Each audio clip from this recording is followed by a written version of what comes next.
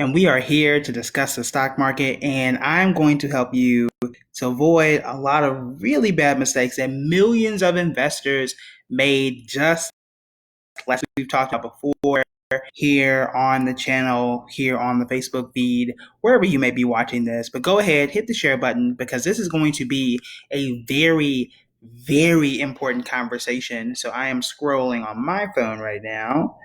And here we go. Make sure the volume is down so that I can see the comments and everything without getting the reverb. So there we go.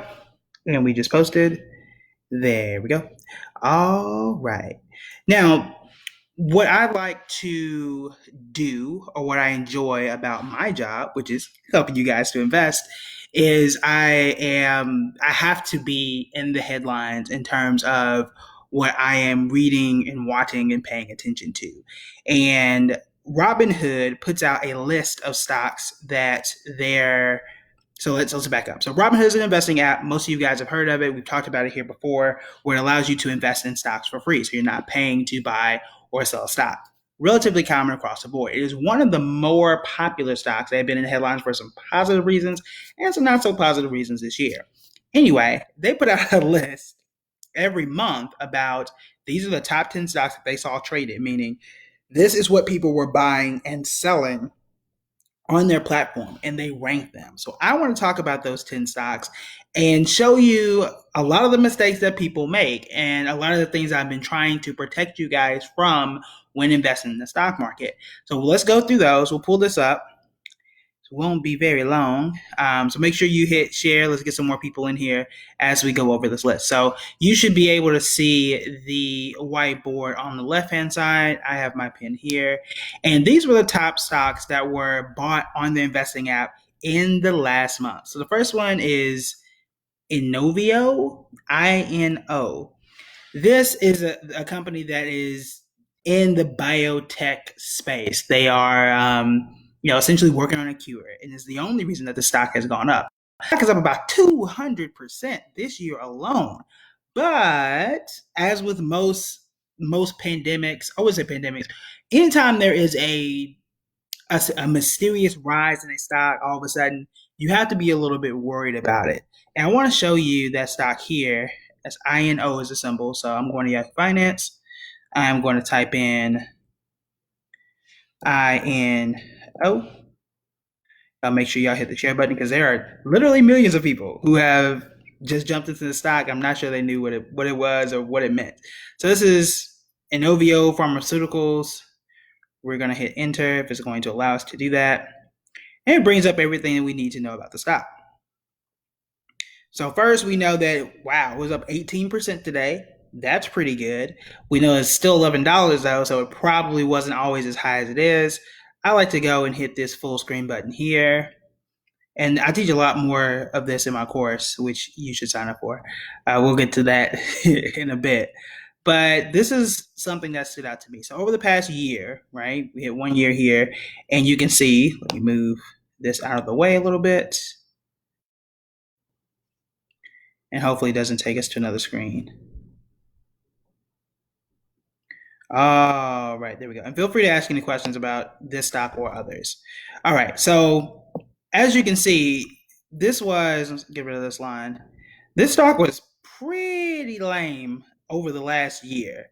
Then we started to talk about the coronavirus and poof. So this stock was around $2 or so.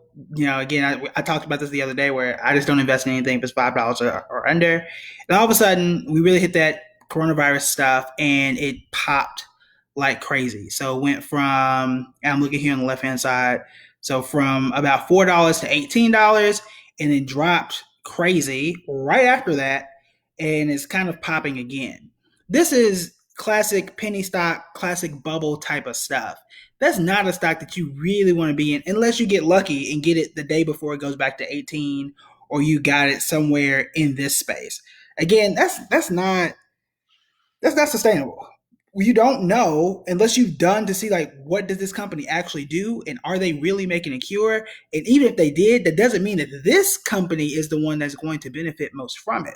So you got to be very, very careful about jumping into stock that you don't know about. If you're not in the medical field and you don't know much about this particular company, it's probably not a place for you to invest. However, this was the number one bought stock on Robinhood. So millions of people got into it. As you saw it, it had that crazy pop and then dropped immediately after that and was only up there for a day.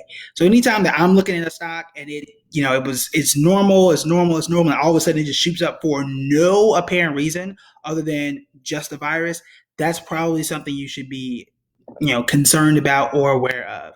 That is very, very similar to Aurora Cannabis, which was rather one of the most popular stocks when we were talking about the legalization of marijuana. That's the only reason it went up, and now it's back down. It's under $1. I'm not saying I think legal marijuana as a whole will be a thing across all 50 states at some point in time. I don't think that that's a good stock for you to be in right now either. It's well below $5. I think when I checked, it was just 71 cents. Again, not a great place for you, an investor, to be in, regardless that the fact that it is extremely popular right now. Another one, and this one we've talked about several times, Ford. Very, very popular. I've seen a lot of people kind of fall into Ford. Ford is down 75% over the past 5 years. Not 1 year, not two, past 5 years. They could get bailed out. The stock could go up 20% this year and it would still be down for the year just because it's cheap. And I think that's why people are getting into these. Aurora Cannabis, really cheap. Ford, cheap. Inovio, cheap. That's why people just jump into it. But you don't realize that Ford hasn't really been a great stock since before the Great Recession. So we're going back to like the 2000s, the 90s, 2000s, when Ford was a good stock. And again, why would people even be investing in Ford anyway? Like, what has Ford done to deserve your money if you really think about it? Do they have any great innovative car that they've put out? Are they selling more cars than they have out of usual? What about Ford makes you want to invest or makes people want to jump into it? These are the things and the questions that you want to ask yourself. We know right now that oil has dropped precipitously because people aren't driving. So if people aren't driving, they're not driving Ford. So why would people put money into Ford? I don't know. These are questions that I have. But again, these are things that you want to ask yourself and see, because people will tell you like, "Oh, Ford is going to do this crazy bounce back and it's going to go up." That's not true necessarily. Like, it certainly can. Like, don't come. Like, I'm not saying that it cannot happen, but why would I invest in something that's been down for the past 5, almost 10 straight years when I can invest in something that's going up right now? Like, always compare that. Like, don't go for the possibility like, oh, this thing can happen. Go with what's happening right now. Go with something like a Netflix that is growing right now. Dollar General, Walmart, Costco. Those stocks are doing well right now, as opposed to hoping that Ford will come back to whatever you think it was that it wasn't ever. You know, why do that? So those are my thoughts on those. So let's go ahead and continue. So Disney, I think Disney is okay. So I'm gonna do this just to make it simple. And this is just my view, my take. I'm not telling you to invest or not invest in it. You need to figure out what works for you. Some people say, "Hey, look, I do this certain thing with these type of stocks. I make money off of them." That's fine. That's on you. As a top 100 financial advisor, 2-time author, 1-time bestseller, been in all the publications. Hey, that's all I'm gonna say. All right, so I'm not a fan of this one. I'm not a fan of this one. I'm not a fan of this one at this point in time. Could this change a year from now? Yeah, maybe, but I can't tell the future. I can only tell you what I know right now, and right now, I ain't touching those. I think Disney is okay. Disney tends to be defensive. I think over time, Disney will be okay. We know at some point in the future, when this thing is over, Disney World is going to be back. All the sports are really going to help ESPN's business. We're going to go back to the movies and watch all the Marvel movies. I will be there on opening day for all of those. So Disney will be fine over time. They're not doing so hot right now, but they're not in a terrible place. If I'm a long-term investor and I know that I'm not going to touch Disney stock for years and years and years, then it might be a place for you to be. I'm going to put with the blue pen just okay. I'm not going to like, oh, this is a great buy. I'm kind of on the fence. I'm like, I think it's okay. I don't think it's the best thing in the world, but I also don't think it's the worst thing in the world. I'm just putting it in the middle. Microsoft, you guys, it was on my stock list earlier. I think Microsoft has been solid for a reason. In a while, people have been buying tons of laptops, which has Microsoft software on it for the most part. People are using Microsoft Teams a bit more. They're also using Zoom, which is not Microsoft related. Um, Microsoft has always been around. They've always done well, and it makes sense as to why this would be on the list. I prefer to see it higher, but hey, I don't control that. But again, Microsoft is pretty good. American Airlines. I'm not big on American Airlines. I'm just gonna put meh there because here's what we know. So we know American Airlines has been down over the past I think since 2007. We did a video on it. I don't recall the number specifically, but it had not done well. Actually, no, I'm just saying no. Just go ahead and say no. Again, it had been up over the last several years. Even people are saying because people aren't traveling, which is true, that when things open up, the stock will rise. It may rise, but that's not the real question. The question is not whether American Airlines will rise when things get better. The question is, will it rise more than the overall stock market? Will it rise more than Disney? Will it rise more than Microsoft? That's the real question. Because if it isn't, I could just go get a regular mutual fund, a regular index fund, and just be okay. Why choose something that's going when it comes back is going to be just average? We know this from Delta. Delta made on average, I think over the past 10 years or so, they returned about 7%. I'm sorry, 5%. We did a video on that. 5% is okay, but the overall stock market was somewhere between 7 to 9. So why not just be an average investor and get your 7 to 9%, or you could just get Delta for 5? Like it doesn't really make sense. So just because it's low, just because it's cheap, even if it can stand to benefit down the line, doesn't mean it's the best thing. When this thing is over, we've seen from 9/11, from other pandemics, that people don't just jump right back on the next boat and jump back on the next flight immediately. That is not a thing. I think the American Airlines play is just people just trying to get in and just do stuff and think that things are going to be better without actually doing the research. So I'm not real high on American Airlines. Delta, okay, a little bit more. But we also know that people like Warren Buffett, who held, I think it was stocks in, I know it was Delta and some other airlines, Delta and Southwest. He's like, nah, I'm selling out of these. So that is a big sign as well. Also with oil prices, things may benefit them, may not. Overall, it's just not a place. Again, why go for American Airlines when you know it is terrible stock now, when you can go with Microsoft, which is good now and will likely be even better in the future? Got to compare those things. All right. So moving down, ask any questions. If you have any other stocks that you have in mind that is not on this list, let me know. Type those in the comments. Also, make sure you hit the share button as well. We want to get more people in here as we're having this discussion. Now, next, Boeing. Boeing is a bit better. I'm gonna say not sure. I'm not sure on Boeing yet.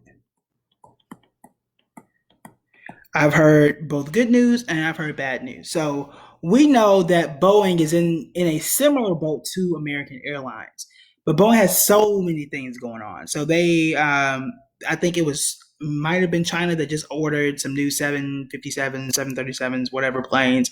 So that was a good thing. They were going to start production on some other things. That's good. They still had the issue with the planes that crashed. That has not resolved. That's not good. And then people still aren't traveling yet. So there's only but so much that they could do. The good thing about Boeing is they are the largest exporter of American goods.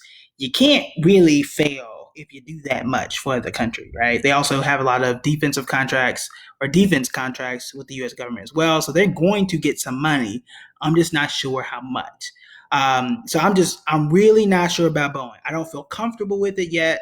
Whether you feel comfortable, that's on you. But if you come to me and you say, hey, I got Boeing, I'm like, okay. You tell me, hey, I got Ford Motors, I'm like, hey, that's an issue. So I'm just not sure about Boeing. I gotta wait and see. That's how I approach Boeing specifically. And it's not a good thing. It's not a bad thing. I think if I had to choose between Boeing or American, I'm probably choosing Boeing. And the reason why, and we did a video on this, is that at least over the last 10 years, last 5 years, Boeing had been very, very good before this. Stocks like American Airlines were not good before this. So that's kind of how I see it. So I'm just not sure yet, but I don't think Boeing is terrible. I don't think you have to stay away from Boeing. So if you have Boeing, here's how I would approach it. If I have Boeing in my portfolio, I'm probably keeping it. I'm probably not going to get rid of it. But I'm probably, if I don't have it, I'm not sure I would be comfortable going to go get it. So that's how I would compare that. What do you think about T-Mobile stock since the recent merger with Sprint? For me, that boat has sailed. That merger went through months ago, I think. Um, so that they had an incredible pop right after. But for me, I don't think it makes sense to do it now because they've already merged and the sale from that or the pot from that had already passed.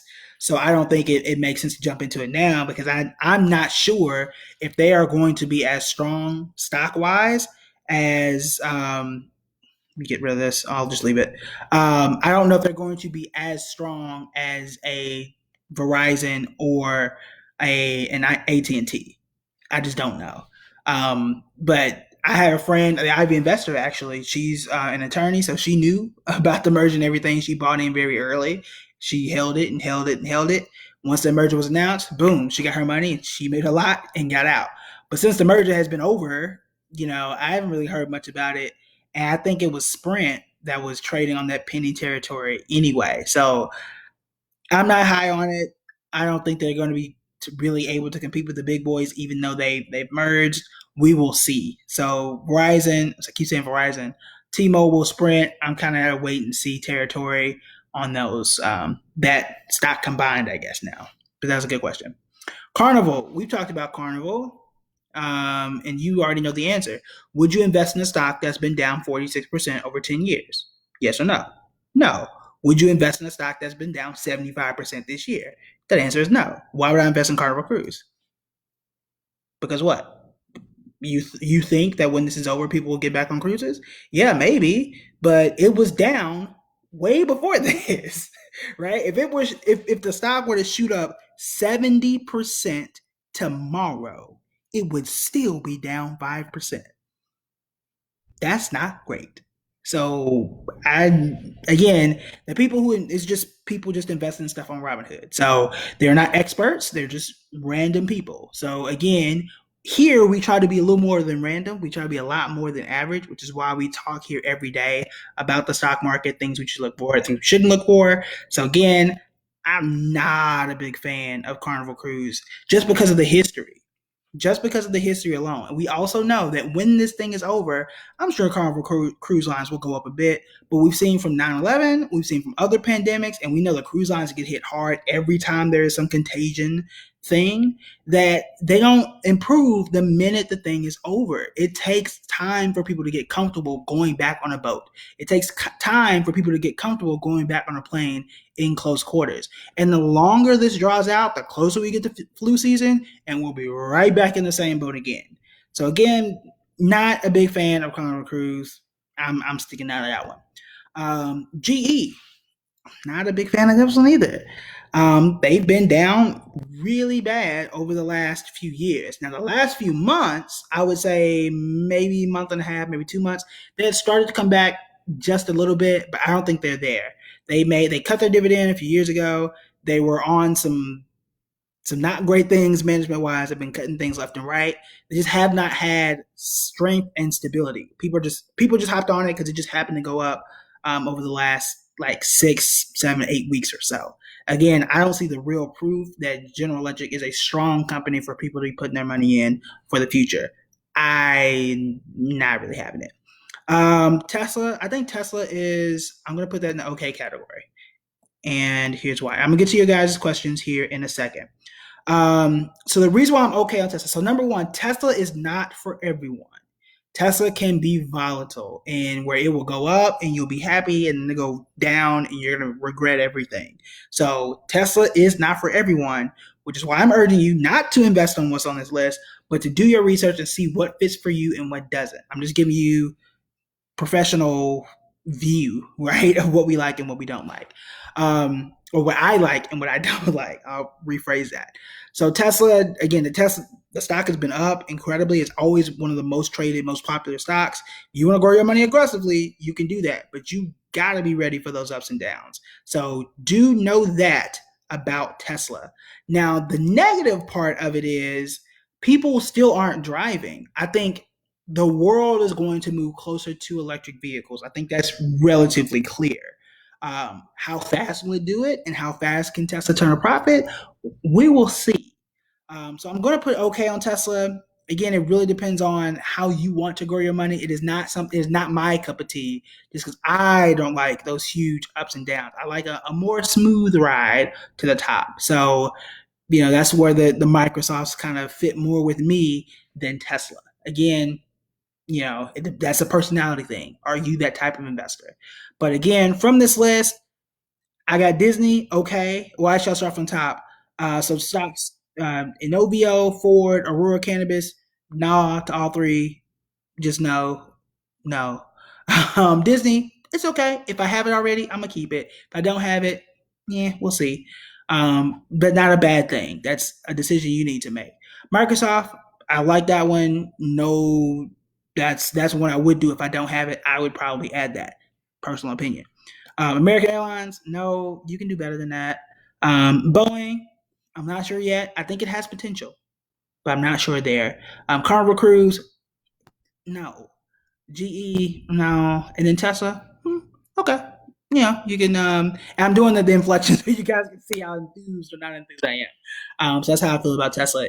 I think it really just. I'll leave it as okay. I wasn't going to change it, but it really depends on who you are as an investor. Some people are fine with the ups and downs, and that's okay. You are going to make money in Tesla, or history has shown that you're going to make money in Tesla, but that's not for everybody. Not for me. Could be for you. Depends on you and how you do those things. All right, so let's answer some of these questions. What are your thoughts on Pepsi and Coca-Cola? Would you choose one over the other? That is a great question. And y'all make sure you hit the share button if you haven't already. So, disclosure, I do own Coca-Cola. So, I am saying this with a bias. So, I am biased towards Coca-Cola because A, I own it. B, Warren Buffett owns it. And I like Sprite more than I like Pepsi. So, take that with a grain of salt. And I follow and see more news around Coca-Cola than I do Pepsi. So I'm just being transparent with you. So I am going to side with Coca-Cola before I side with Pepsi. So take that however you want to take it, right? But what I will say though is both. So I know for a fact, well, both are relatively defensive. So in times like this, they tend to do okay, but not perfect.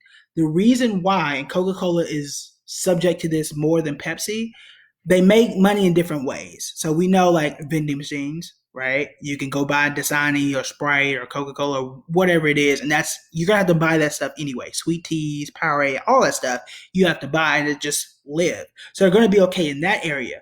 But the other half of the equation that most people don't think about, and I talked about this on Instagram the other day, was that restaurants buy tons and tons of the fountain drinks from Coca-Cola. Well, with the majority of those closed, that's where they're losing money. So they haven't done as well as they normally would because a lot of their business is closing. So, if I had a restaurant and I have Coca-Cola on tap or Pepsi on tap, well, I'm not going to buy anymore because my restaurant is closed. I'm just keeping it in the back and it's just going to sit there until I can use it again. So that's why we're seeing what we're seeing in those two.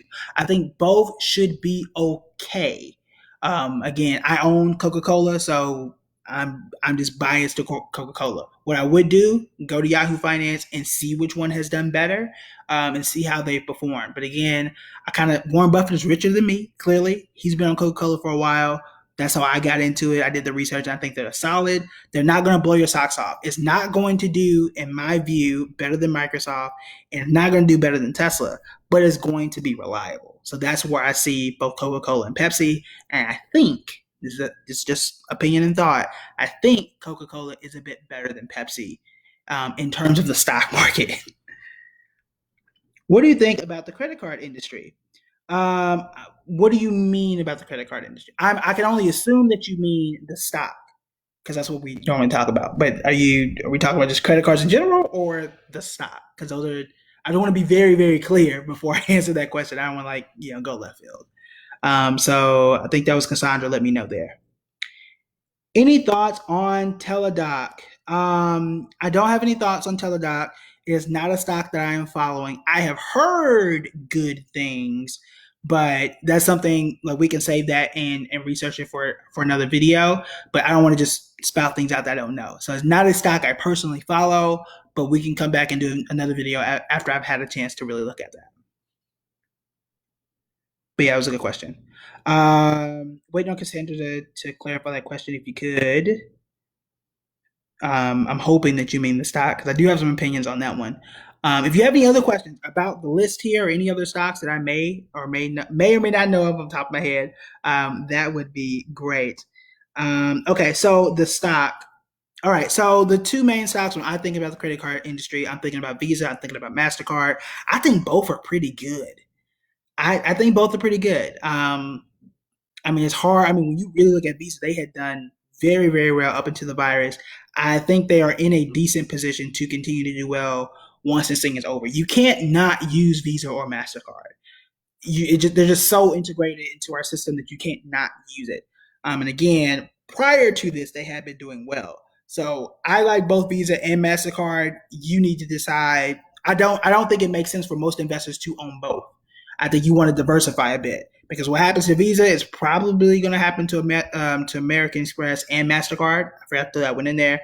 All three had done relatively well, so I do like that industry from the stock perspective.